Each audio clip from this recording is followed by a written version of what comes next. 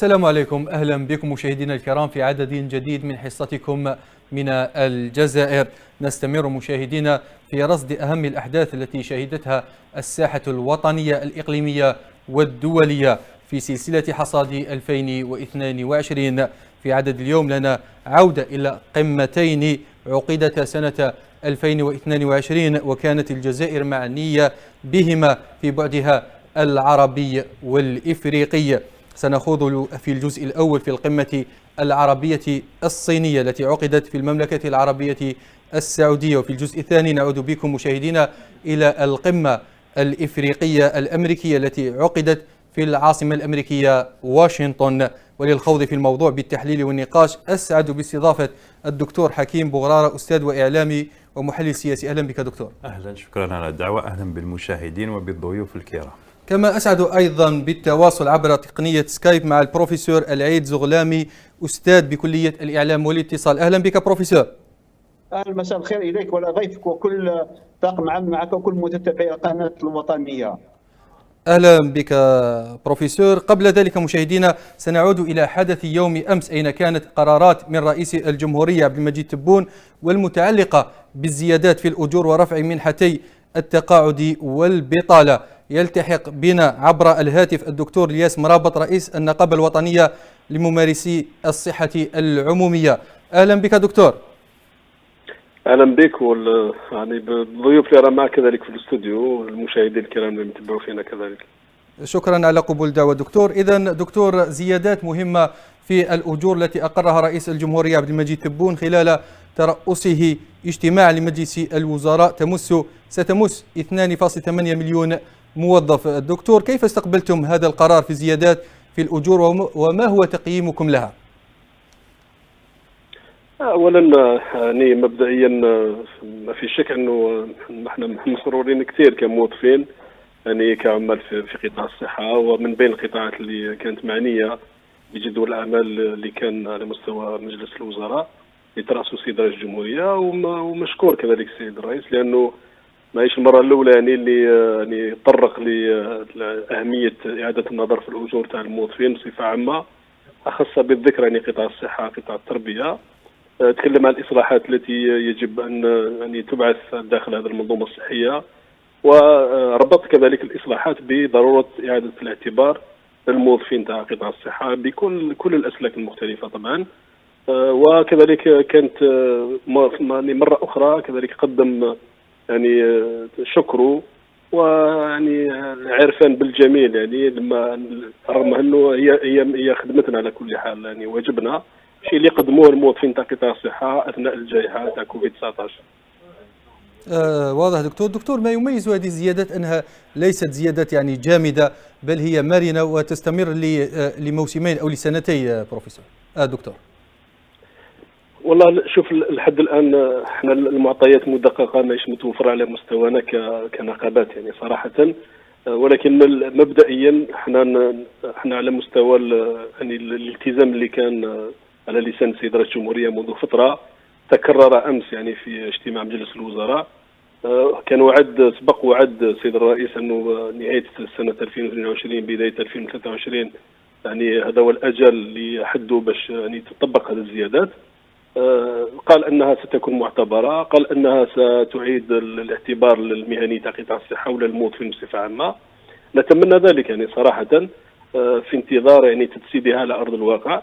وما في شك أنه نحن بحاجة كآخرين كذلك في قطاعات أخرى كعمال ولا كموظفين إلى إعادة النظر في سياسة الأجور في بلادنا باش تساير يعني كل المتغيرات حول القدرة الشرائية التي يعني تعرف يعني هذه الفترة الأخيرة يعني ما نقولش انهيار ولكن نقص كبير يعني في قيمتها، وهذا بالضرورة عنده انعكاس سلبي على الأداء، على الخدمات، على الراحه النفسيه نتاع العامل والموظف، وفيه كذلك انعكاس سلبي على الاصلاحات التي نريدها داخل مختلف القطاعات. احنا لا نتصور يعني نجاح اصلاح داخل المنظومه الصحيه مثلا دون يعني اصلاح حال الموظفين اللي يخدموا داخل القطاع، لانه في اخر المطاف هم اللي راح ينفذوا الاصلاحات، هم اللي راح يسهروا على نجاحها والعمل على تجسيدها على ارض الميدان.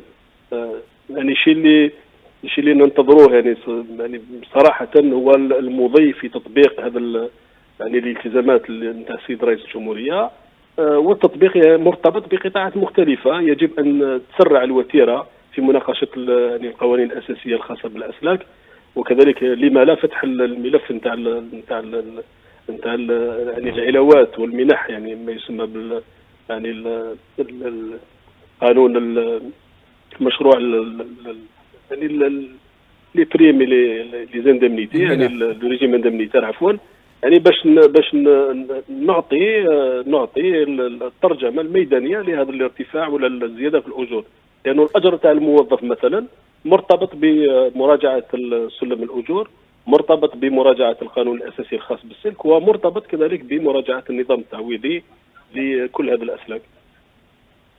دكتور، يعني كان أيضا قبل أيام قليلة وفي مجلس وزراء سابق كان هناك أوامر حول مشروع ممارسة الحق النقابي، واليوم الزيادات في الأجور. هل هذا يعني أن تكريس ممارسة الحق النقابي من باب الديمقراطية لا تخشاه السلطة، بما أنها تلتزم بجدية ووجود الإرادة السياسية في دراسة أوضاع العمال والعمل على تحسينها؟ دكتور، هو الحق ممارسة العمل النقابي يعني مكرس يعني في الدستور الجزائري، يعني في كل الدساتير، يعني تقريبا منذ 1989 وبداية التعددية النقابية. هذا الحق مكرس يعني ومحفوظ ومصان، وتم يعني دعمه كذلك في الدستور، يعني دستورنا الأخير، وفيه كذلك يعني حتى قوانين الجمهورية يعني تم تعديلها بما يكفي باش تساير يعني المعاهدات الدوليه والقوانين الدوليه فيما يخص العمل النقابي والحريات النقابيه. اذا على هذا المستوى احنا مرتاحين فيه، يعني تعديلات في القانون يعني تسمح اليوم ببناء ما يسمى تكتلات نقابيه، اتحادات، كونفدراليات وفدراليات نقابيه بتسهيلات كبيره، وهذا شيء نثمنه لانه راح يدعم الساحه النقابيه ويعطي معنى حقيقي للتعدديه النقابيه داخل كل القطاعات المختلفه بما فيها القطاع الاقتصادي. فيه ضمان كذلك يعني الحق في الحوار والتفاوض، رغم انه الميكانيزمات احنا يعني ماذا بنا ان تتراجع يعني باش تترافق كل هذه الاصلاحات الجذريه اللي اقرها السيد رئيس الجمهوريه وتابعت يعني بدات الحكومه في تطبيقها. ولكن يعني يعني خليني نقول انه لما نتكلم على تعزيز المسار الديمقراطي والبناء يعني المنحى الجديد اللي حابينه يعني لبلادنا وتعزيز يعني المكاسب الديمقراطيه، ما نقدروش نتصوروا يعني ديمقراطيه بدون تعدديه نقابيه وحريه نقابيه على مستوى الممارسه وعلى مستوى كذلك يعني تطبيقها في كل المؤسسات بدون استثناء وفي كل ولايات الوطن.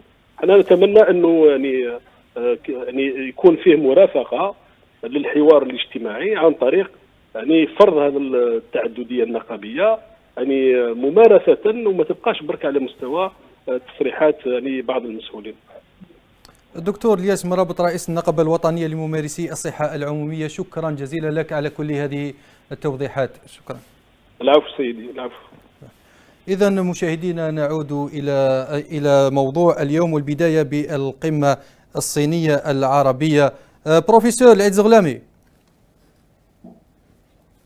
هل أنت في الاستماع بروفيسور؟ نعم أنا في الاستماع، تفضل. بروفيسور، إذا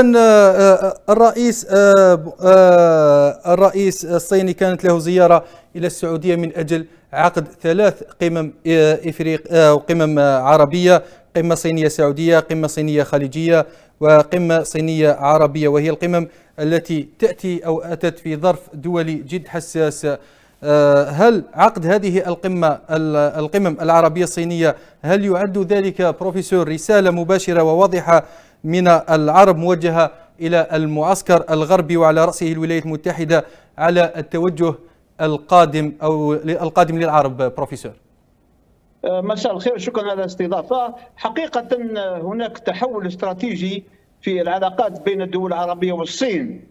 بديهي أن في وقت مضى كثير من الدول العربية وخاصة في منطقة الخليج كانت لا ترى بعين إيجابية الصين، ربما بحكم انتماء هذا المعسكر الاشتراكي والشيوعي فكانت بعيدة نوعا ما عن علاقاتها، بعيدة أو برودة في العلاقات بين هذه الدول والصين. ولكن معروف هو الجزائر لها علاقات متميزة وتاريخية مع الصين، وأظن بحكم أن هناك في الأفق تغييرات وتداعيات وارتدادات الحرب التي تجري اليوم بين روسيا وأوكرانيا هي التي مهدت إلى إحداث مثل هذه التعدد أو التحول في المواقف. فبديهي أن الآن نرى أن هناك توازن في الأفق، أو هناك إحداث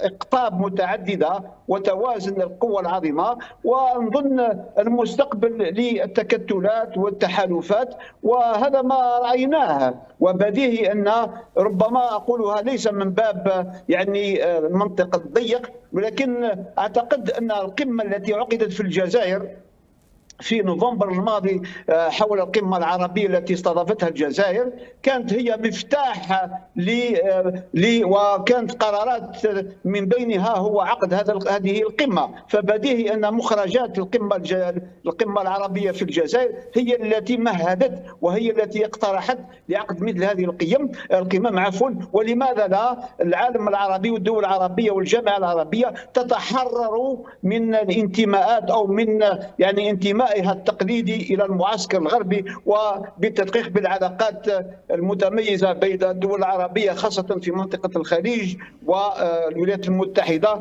وبدرجة أقل بريطانيا العظمى.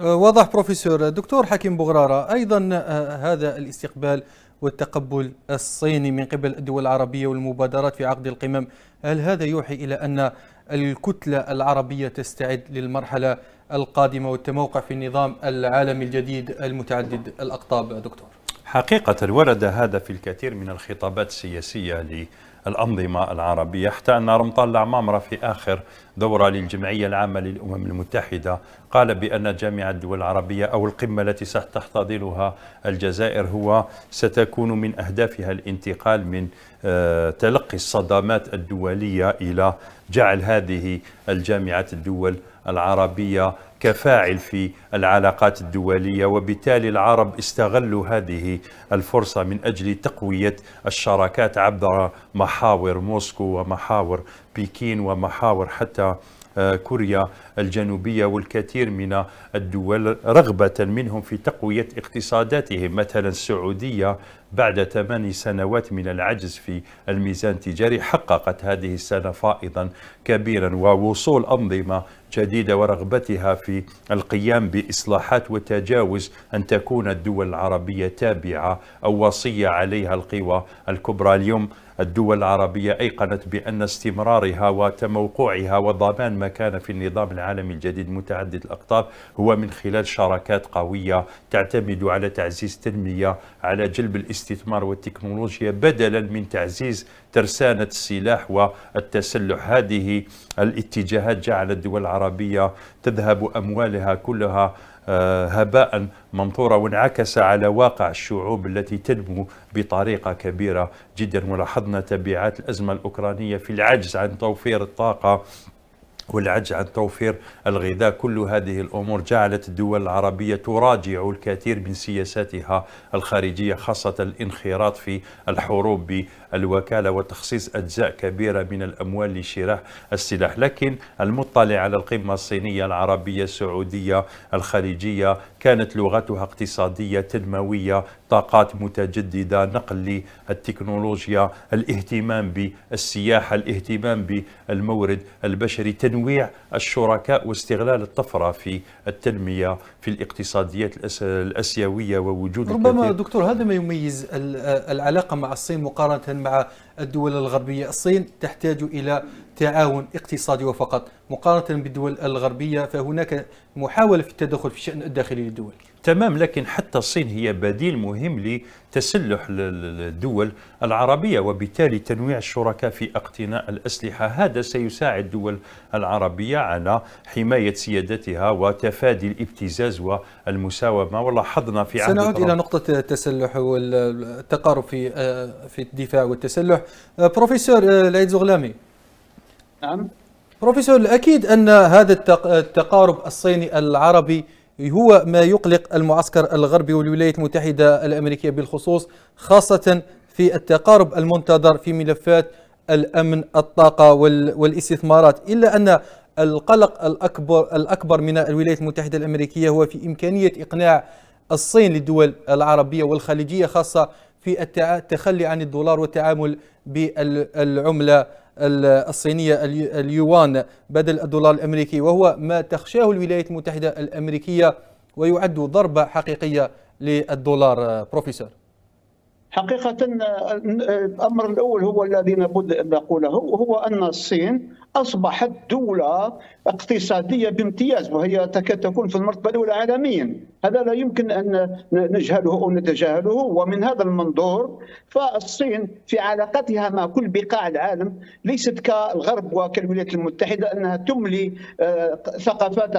ثقافاتها وآرائها أو قيمها على الدول، فهي تتعامل بمنطق الواقعية. وبالمقابل الغرب والولايات المتحدة كانت هي المهيمنة على كل بقاع العالم. ماذا جني العالم من الهيمنة الأمريكية منذ 1945 إلا الأزمات والحروب والتدخلات، وخاصة لما نتكلم على العلاقات الأمريكية العربية. فالولايات المتحدة الذي يهمها في دول الخليج هي لا أكثر ولا أقل النفط والأموال، وكانت تهيمن، وهي التي وراء كل النزاعات وكل التوترات التي تعرفها الآن المنطقة، سواء كان في ليبيا، سواء كان في سوريا، سواء كان في العراق. فبديهي أن تيقنوا الدول العربية والشعوب العربية هي يعني وراء ربما استفاقة الدول العربية. مفاده أن الدول الغربية هي تريد في كل الحوال في جميع الاحوال هي تفرض سياستها فيما يخص حقوق الانسان، فيما يخص حريه التعبير، فيما يخص الديانات الى غير ذلك. وهذه تدخلات تثير غضب المجتمعات العربيه المعروفه بانها مجتمعات محافظه. فاذا ودليل على ذلك هو لما الولايات المتحده والغرب بصفه عامه قام بتصدير مفهوم الربيع العربي، راينا ماذا وقع بعد ذلك، الكوارث. لهذا نظن الان تيقنت الدول العربيه بان تعاملها مع الصين هو على منطق رابح رابح، وليس هناك تدخل في الامور الدينيه، في الامور السياسيه، في الامور الفكريه، في الامور الثقافيه الى غير ذلك. بالمقابل بطبيعه الحال الولايات المتحده ما زالت تملي سياساتها على الدول وكانها هي درك العالم. راينا في الاونه الاخيره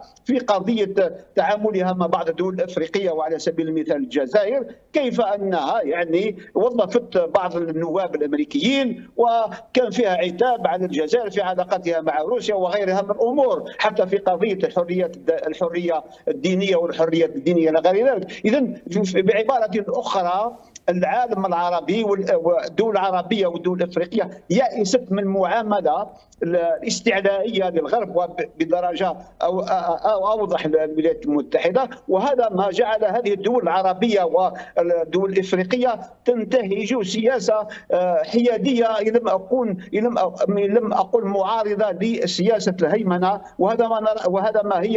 وهذه هي تداعيات الحرب القائمة الآن بين روسيا وأوكرانيا، وكيف أن الغرب والولايات المتحدة كيف أنها سخرت أموال وتقنيات يا صيحة لا لشيء إلا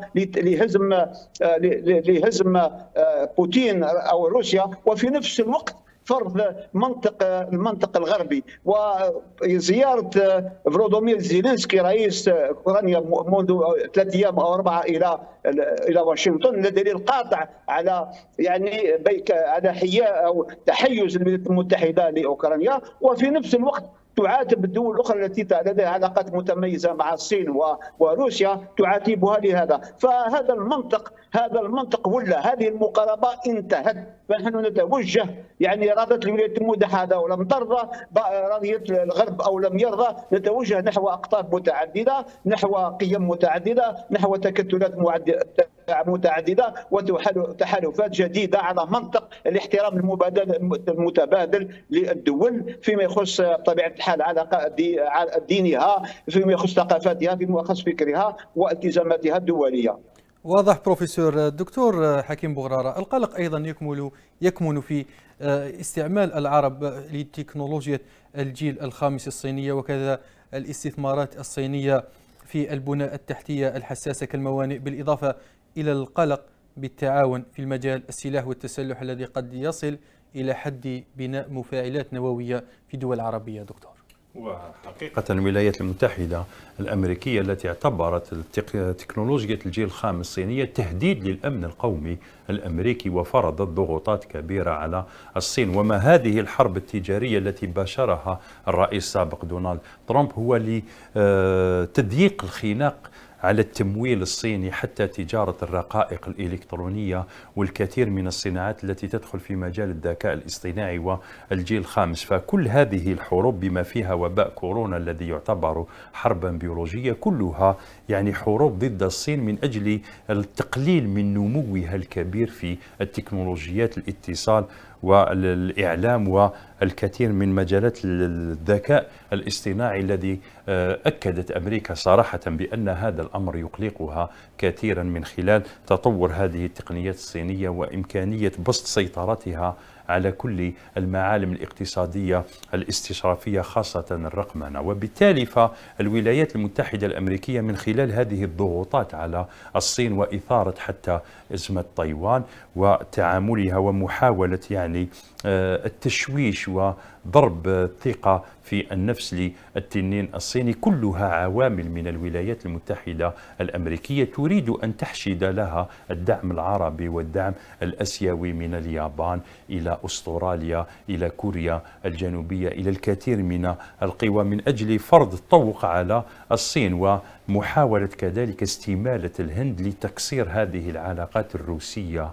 الهندية الصينية التي باتت حقيقة تؤرق الولايات المتحدة الأمريكية عبر منظمة البريكس، هذه المنظمة التي لديها برامج استشرافية قوية جدا، وأهمها تضييق الخناق على الدولار وتشجيع المبادلات التجارية بالعملات التي التابعة للدول التي منخرطة في البريكس، وهي الهند وروسيا الصين الصين جنوب إفريقيا والبرازيل، وإمكانية التحاق الجزائر والسعودية ومصر والكثير من الاقتصاديات العربية الناشئة والتي تعرف نموا كبيرا. وبالتالي هذا الاتجاه العربي للصين سواء للتسلح أو للاستفادة من التكنولوجيا الصينية رغم معارضة الولايات المتحدة الأمريكية التي تقول بأن الدول التي لديها علاقات استراتيجية ومصالح مع الولايات المتحدة الأمريكية عليها أن تحذر في التعامل بتقنية الجيل الخامس الصينية، حيث تتخوف الولايات المتحدة الأمريكية من تقنيات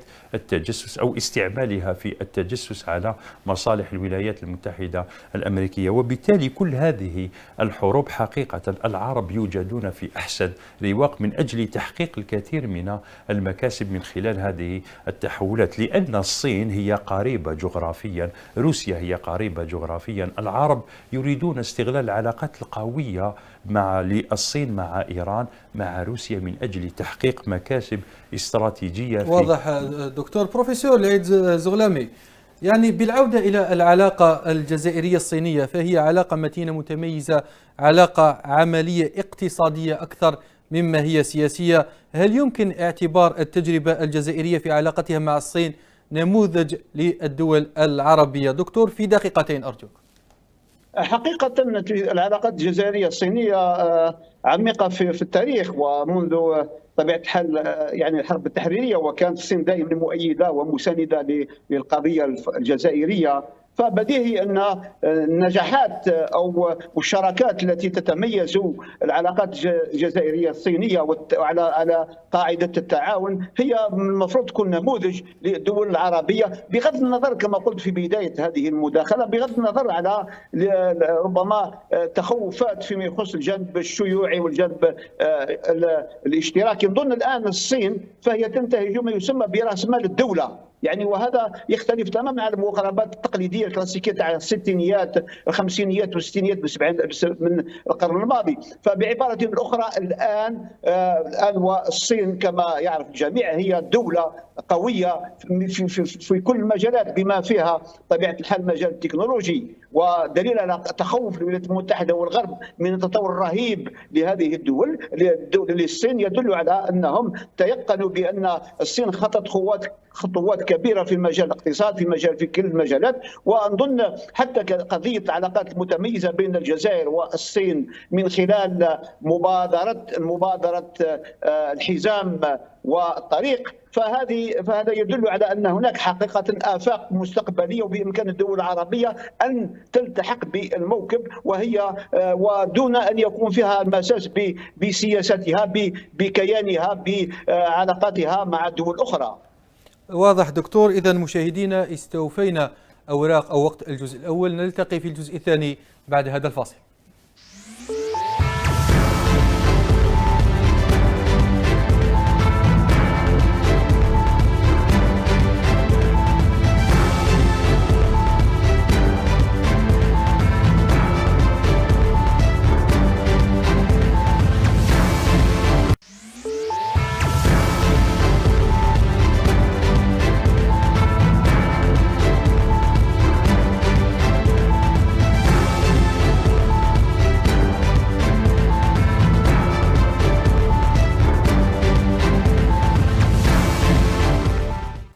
أهلا بكم مشاهدينا مجددا في الجزء الثاني من حصتكم من الجزائر، والجزء الذي خصصناه للقمة الإفريقية الأمريكية.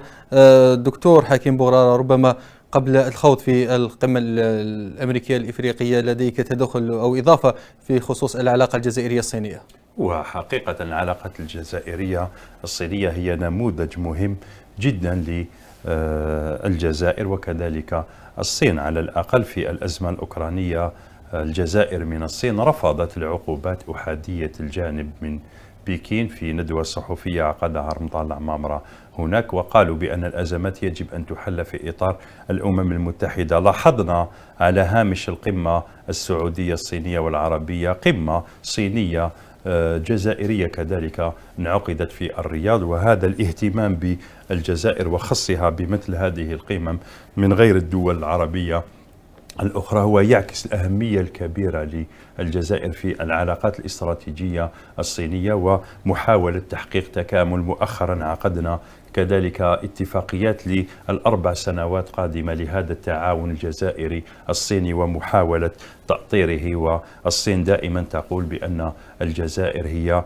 النموذج في العلاقات المهمة سواء تاريخيا أو سياسيا أو اقتصاديا. هذه الطفرة من خلال كذلك دعم الصين لمخرجات القمة العربية بالجزائر ورهانها على المساعدة في تجسيد هذه المخرجات وتمكين الدول العربية من الدعم في المنابر الدولية، خاصة وأن الجزائر تسعى لحشد الدعم لتمكين الفلسطينيين من عضوية كاملة في الجمعية العامة للأمم المتحدة. وبالتالي من شأن الصين وروسيا ودول بريكس والدول العربية والإفريقية من شأنها أن تدعم هذه الخطوات التي تقوم بها الجزائر. الاستثمارات الصينية في الجزائر هي مهمة جدا في مختلف المجالات. المبادلات التجارية تقريبا فاقت 10 مليار دولار في انتظار الكثير من المشاريع في غار جبيلات والكثير من مناطق الجزائر. واضح دكتور، يعني حتى نعود إلى موضوع الجزء الثاني. بروفيسور لعيد زغلامي،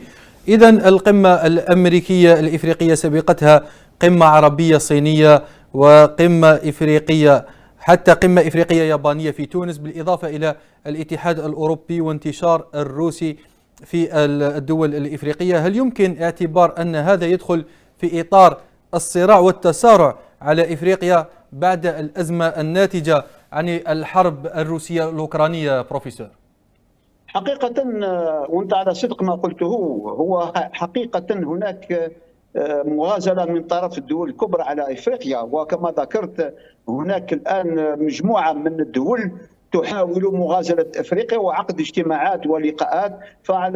على شاكلة ما وقع مؤخرا بين الولايات المتحدة وافريقيا، هناك قمم بين روسيا وافريقيا، اليابان وافريقيا، الاتحاد الاوروبي وافريقيا، ايران وافريقيا، تركيا وافريقيا، اليابان وافريقيا، يعني كوريا الجنوبيه وافريقيا، وكان العالم كله يعني يحاول مغازله افريقيا، لان كما يعرف الجميع القاره السمراء يرتقب ان تكون هي مستقبل العالم بثرواتها بالباطنيه والطبيعيه. فهناك تكالب على المنطقه، وكما تفضلت في تحليلك هي صراع على القاره الافريقيه. ونظن فيما يخص اللقاء القمه الذي عقد مؤخرا 13 و14 ديسمبر في 14 15 ديسمبر في واشنطن، هذه القمه جاءت بعد 8 سنوات من الغياب.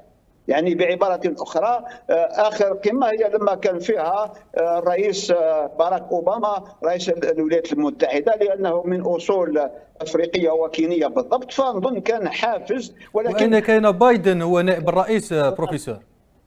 مجيء بعد ذلك دونالد ترامب أساء تماما إلى كل دول العالم بما فيها إفريقيا. فاستفاقة الولايات المتحدة اليوم ومن قبل ودعوتها إلى 49 دولة من مجموع 55 دولة أفريقية، فهناك لا أكثر ولا أقل محاولة للتأثير في الموقف الإفريقي، ولو أنهم قاموا بتوفير 55 مليار دولار للاستثمار في افريقيا، ولكن كل هذا ذر للرماد في العيون. ولا ارتقب ان هناك حقيقه نيه صادقه من الولايات المتحده في الاستثمار في افريقيا، الا لانها تحاول التصدي للحضور الروسي والصيني في افريقيا، ليس الا. اذا بعباره اخرى فهو رد فعل للحضور الروسي والسوري، ولماذا لا التركي وكذلك من دول الخليج في الدول الافريقيه.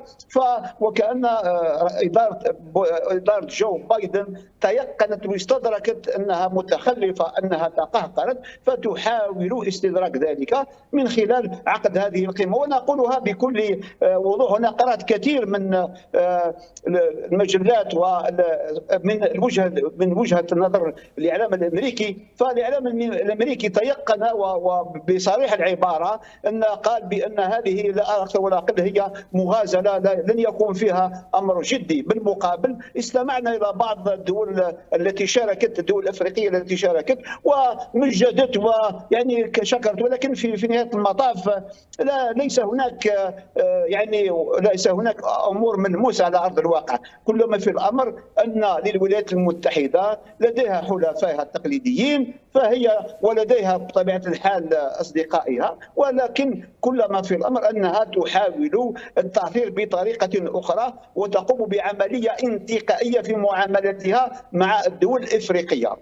واضح بروفيسور الدكتور حكيم بغرارة. بالنظر إلى تطورات الأحداث في الساحة الإفريقية، هل يمكن القول أن مفاتيح الكثير من الأزمات لم تعد بيد الولايات المتحدة الأمريكية، خاصة بعد الدخول الروسي سياسيا وعسكريا والدخول الصيني تجاريا واقتصاديا؟ حقيقة هو ما يهم في هذه العلاقات الإفريقية مع مختلف المحاور هو الاختلاف أو التفاوت بين الدول الكبرى في اكتساب آليات التغيير في إفريقيا. الولايات المتحدة الأمريكية لاحظ مؤخرا ما حدث في إيران. هل كان أي طرف يتوقع أن تستغل مساحات التواصل الاجتماعي في إثارة الداخل الإيراني على الأنظمة الإيرانية؟ حقيقة الولايات المتحدة الأمريكية بالمقارنة مع الصين والاتحاد الأوروبي وتركيا وإيطاليا والكثير من الدول هي متأخرة في إفريقيا، لكن اكتسابها أدوات الضغط والتغيير والتأثير على واقع الدول الإفريقية هو كبير جدا. وأعتقد بأن ما لم يعلن في هذه القمة الإفريقية الأمريكية هو رهان الولايات المتحدة الأمريكية على أنظمة حكم جديدة في إفريقيا من خلال الدعوة إلى احترام الدساتير وتهيئتها الأرضية للانتخابات المقبلة في الدول الإفريقية لتنصيب أو التأثير على وصول رؤساء لديهم ميل إلى الولايات المتحدة الأمريكية، مثل ما يحدث في ليبيريا والكثير من الدول التي أبدت استعدادها للعمل مع الولايات المتحدة الأمريكية في صيغة جنوب إفريقيا والكونغو الديمقراطية والكثير من الدول. وبالتالي إفريقيا لا يخفى على أحد بأن الاختراقات سهلة كثيرا في إفريقيا، وتوفير السلاح والدعم لبعض الأنظمة هو كفيل بتغيير بوصلتها من الشرق إلى الغرب بصفة تدريجية. حقيقة الولايات المتحدة الأمريكية تخلفت في دول الخليج، حتى أن جو بايدن اعترف بهذا الأمر وقال عندما انسحبت الولايات المتحدة الأمريكية من الشرق الأوسط هذا سمح بالنفوذ الإيراني والروسي والصيني في المنطقة، وبالتالي العلاقات الدولية لا تدوم. وبالتالي الولايات المتحدة الأمريكية من خلال هذا الخطاب الاعترافي بأنها تخلت عن القارة السمراء لفائدة قوى أخرى، لكن هذا لا يمنعها من العمل من أجل العودة إلى إفريقيا ومحاولة التأثير بالطرق التي تمتلكها، خاصة تغيير الأنظمة في إفريقيا وإرساء أنظمة تابعة أو يحمل القيم الغربية. وبالتالي فهذه الظرفية أو هذا الظرف الذي تمر به العلاقات الإفريقية مع مختلف المحاور هو عامل مهم لإفريقيا من أجل العودة إلى نفسها، العودة إلى الاتحاد الإفريقي، القيام بإصلاحات حتى تتفادى حروبا بالوكالة، لأن استمرار هذا التكالب بين الشرق والغرب على إفريقيا أكيد سيتطور إلى صراعات مسلحة وعسكرية واستغلال الإثنيات الإفريقية من أجل إخلاط الأوضاع الداخلية في الكثير من الدول. ودائما أنا أضرب المثل بإيران التي طورت ترسانة عسكرية كبيرة وقاومت الولايات المتحدة الأمريكية والكيان الصهيوني، لكن الهشاشة الداخلية وإمكانية التوغل سواء عبر الأحزاب أو عبر المعارضة أو عبر مساحات التواصل الاجتماعي. وبالتالي لا يجب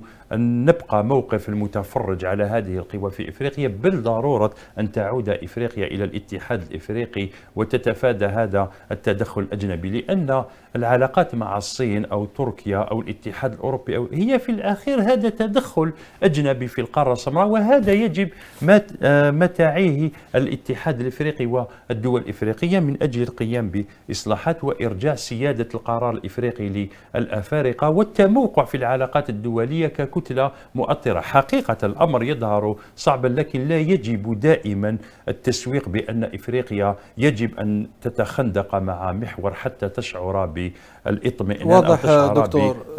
بروفيسور، إفريقيا اليوم ليست إفريقيا الأمس التي كانت ترضى بمساعدات إنسانية ومالية وغذائية. إفريقيا اليوم تبحث من شركائها الجدد دعم الاستقرار السياسي والبناء المؤسساتي. بروفيسور، حقيقة هذا ما نتمناه، ولو أن كما تفضل الدكتور حكيم في تعليقه، فأقول بأن على عاتق الاتحاد الإفريقي أن يتكلم بصوت واحد وأن يتحرك وأن يكون له تأثير في المحافل الدولية، وفي لماذا لا يكون قوة وكتلة. ولكن هذا على أرض الواقع لا نراه، يعني بكل صدق.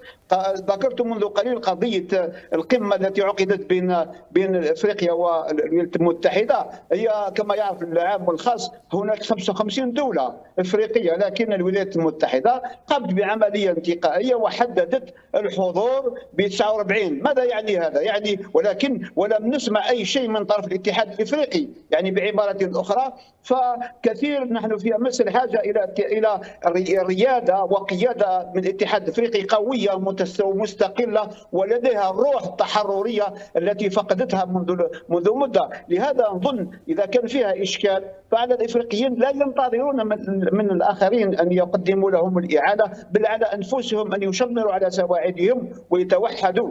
ونظن فيما يخص الولايات المتحدة فهي عادت إلى الأذهان ما يسمى ببروسبر أفريكا، يعني فلننمي أفريقيا. ولكن على أرض الواقع نرى حقيقة أن الولايات المتحدة تنتهج سياسة المقايضة وسياسة المضايقة، ولماذا لا في بعض الأحيان التهديد بالعقوبات. هذا ما رأيناه، وبالتالي حقيقة الاتحاد الإفريقي مطالب بالتعديد أو بتنويع شركائه، خاصة معاملاته مع الدول القوية كالصين وروسيا وغيرها من الدول، وحق ستربح. أنا لا أقول بأن هذه الدول بطبيعة الحال هذه الدول لها أهدافها ولها مصالحها، ولكن على الدول الافريقيه وعلى الاتحاد الافريقي ان ينتهج قاعده رابح رابح والتعاون على منطق تبادل المشترك. هذا الذي نرتقبه، وهناك تجارب ناجحه للدول الافريقيه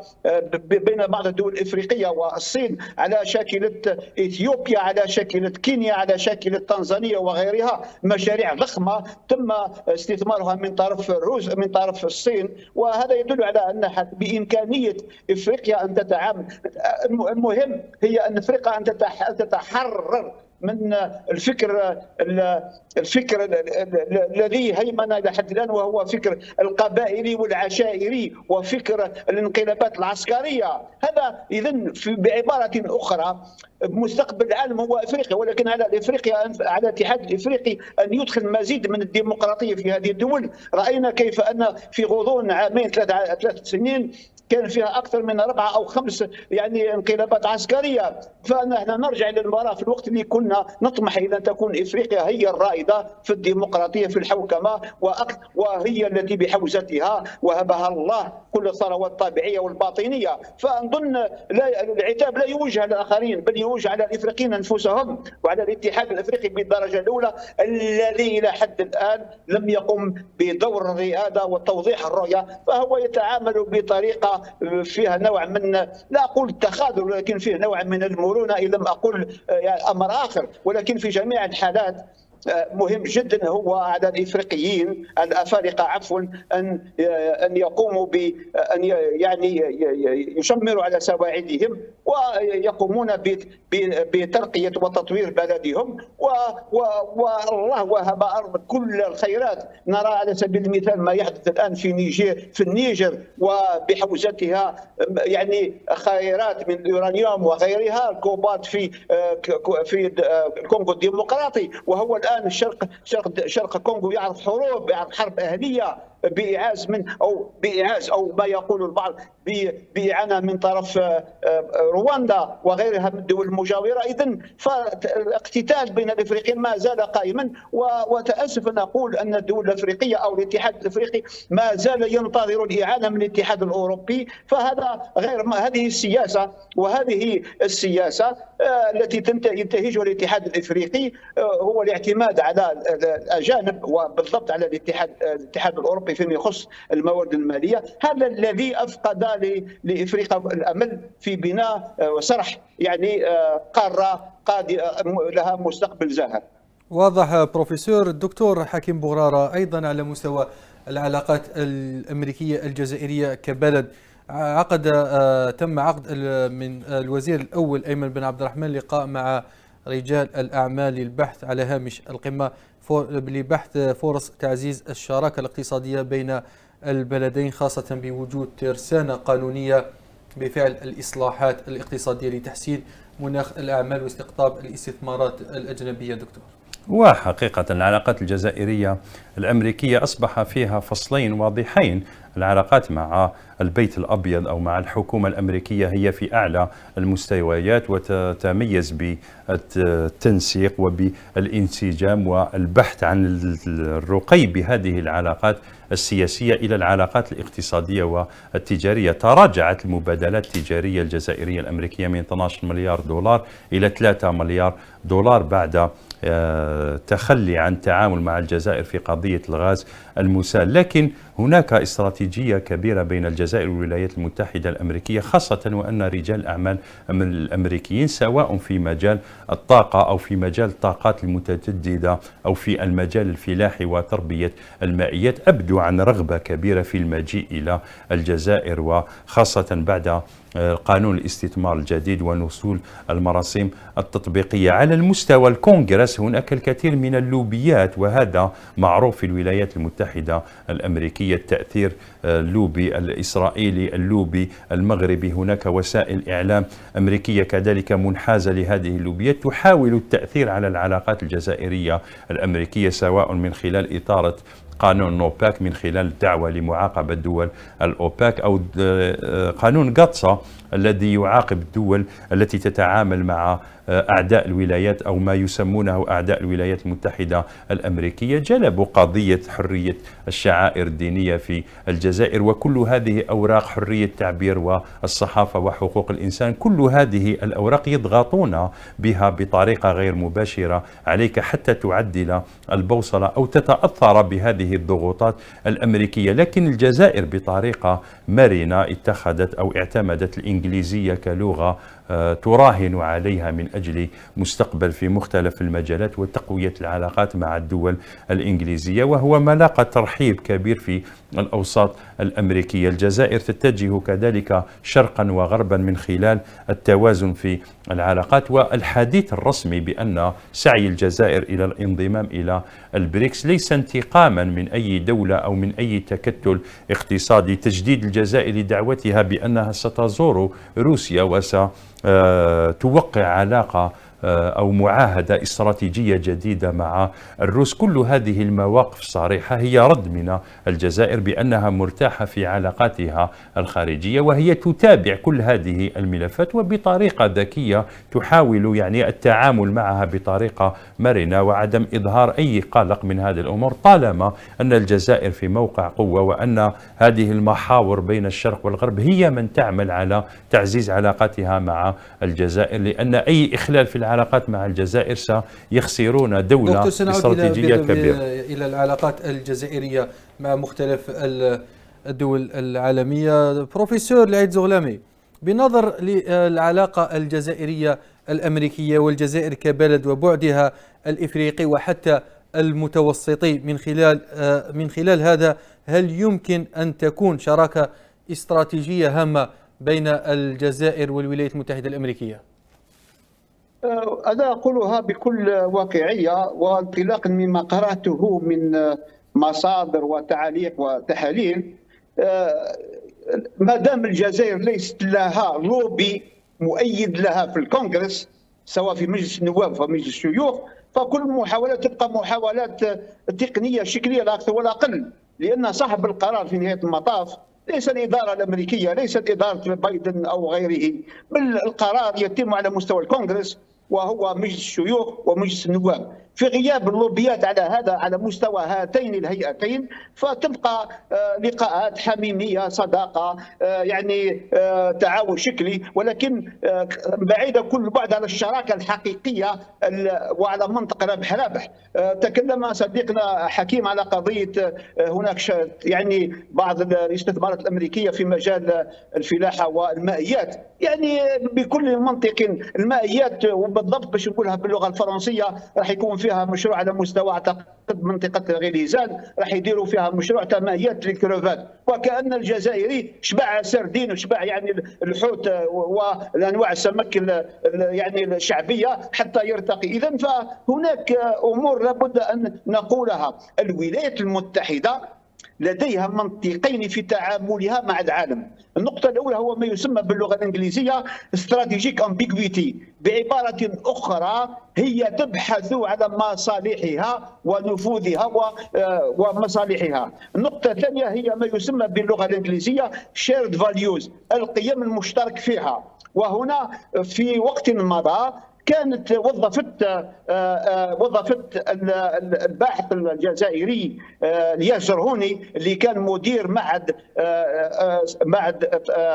الدواء في الولايات المتحدة، وظفته ك يعني طريقة للتقارب من الجزائر وأنها بإمكانها أن نعملها. لما انتهت المهمة انتهت المصالح، انتهت المغامرة، وبعبارة أخرى انتهى المشروع. إذن بعبارة أخرى لا ننتظر الكثير من الولايات المتحدة، لأن ما رأيناه وكان صديقي حكيم قد سرد ذلك في قرارات أو في يعني قرارات وفي قرارات وما قام به مؤخرا مجموعه من النواب الامريكيين للاساءه الى الجزائر، ثم تقرير حول الحريه الدينيه، فكلها هذه مساومه، وهذا هو ما يسمى بالاستراتيجيه يعني الغموض الاستراتيجي من جهه الاداره الامريكيه والبيت الابيض والسفاره يعني تتعانق وتتغازل معك، وبالمقابل هناك اطراف اخرى تحاول يعني تعكير الاجواء، وهذا هو واقع الولايات المتحده. وكما قلت في غياب لوبي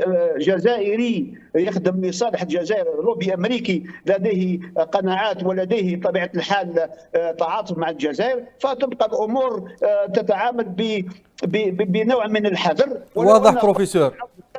الولايات المتحده هي ليست صديق ولا حليف. الحلفاء التقليديين للجزائر معروفين، هي روسيا، هي الصين، وهذا هو هذه الواقع، هذا هو التاريخ. اما ننتظر من الولايات المتحده، فلا اعتقد ان اذا لم يكن لدينا لوبي في هذه الهيئتين، مجلس النواب ومجلس الشيوخ، فالامور تبقى على مستوى الحكومات ولا تجدي لا تنتج او لا تتمخض عنه نتائج حقيقيه ملموسه على ارض الواقع. واضح بروفيسور. الدكتور حكيم بوغرارة في دقيقتين أو أقل، باعتبار أن العلاقات الدولية هي علاقات تنوع وتعايش بدون استقطابات التي لا تخدم البلد، وبالنظر للعلاقة الجزائر مع القوى الكبرى وبمختلف أيديولوجياتهم السياسية، علاقة قوية مع الصين، علاقة استراتيجية مع روسيا، علاقة ندية مع دول الاتحاد الأوروبي، وعلاقة مميزة مع الولايات المتحدة الأمريكية. إذن يمكن اعتبار الجزائر نجحت في نسج علاقات دولية متوازنة بما يخدم مصالحها. حقيقة والجزائر تراعي الخصوصيات، لأن الولايات المتحدة الأمريكية اقتصادها يعتمد على القطاع الخاص، وبالتالي الكرة في مرمى الجزائر من أجل إقناع هذا القطاع الخاص، لأن الولايات المتحدة الأمريكية القطاع العمومي تقريبا فيها محدود جدا، وبالتالي مراعاة هذه الخصوصيات واستغلالها واستثمارها هو ما سيمكنك من تحقيق مصالحك التي تتم عبر نظرة استشرافية. حقيقة هذه تنويع العلاقات الجزائرية عبر الشرق والغرب والمحاور هذا يدفعنا إلى تكثيف العمل الداخلي والرقي بالاقتصاد الوطني وتحسين مناخ الأعمال وتحسين الحريات وأوضاع القوانين في الجزائر من أجل تقديم أحسن صورة عن الجزائر، لأن الترويج لمناخ الأعمال هو أمر مهم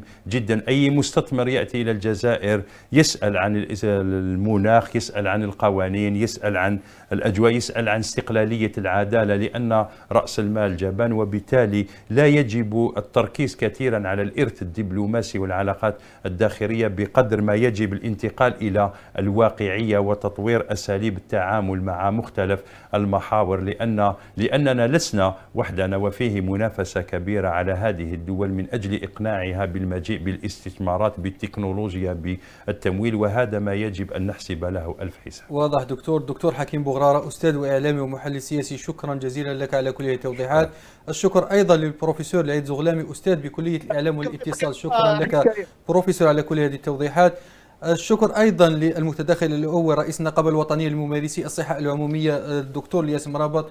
الشكر أيضا موصول للفريق التقني العامل معي اليوم. شكرا مشاهدينا على حسن المتابعة والإصغاء، نلتقي في العدد القادم بإذن الله تعالى. السلام عليكم.